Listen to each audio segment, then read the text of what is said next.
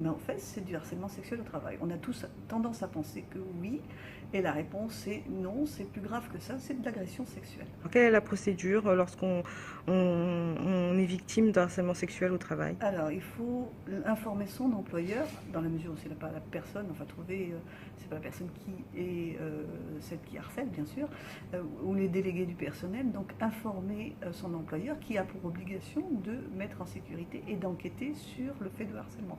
Ensuite, il faut garder tous les éléments qui peuvent servir de témoignages, textos, mails, voilà, ou témoignages de collègues qui peuvent aider à valider les faits.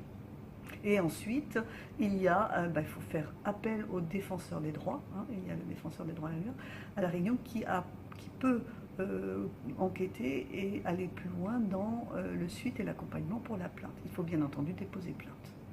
La plus grande difficulté pour les victimes? Alors, la plus grande difficulté pour les victimes, c'est de, se, déjà de mesurer qu'elles sont victimes. Voilà, parce que parfois ça peut être pris pour oh c'est pas grave, voilà, un contact, un ceci, un cela, ou je vais m'en sortir, ou ceci. Et puis ensuite c'est de pouvoir effectivement le dénoncer.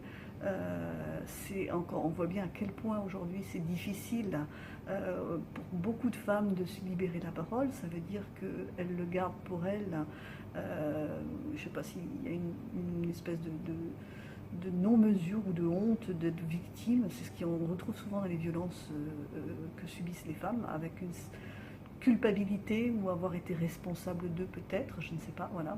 Donc, et c'est surtout de savoir différencier ce qui est du harcèlement sexuel, du harcèlement moral, voilà. C'est pour ça qu'on fait ce type d'information pour échanger.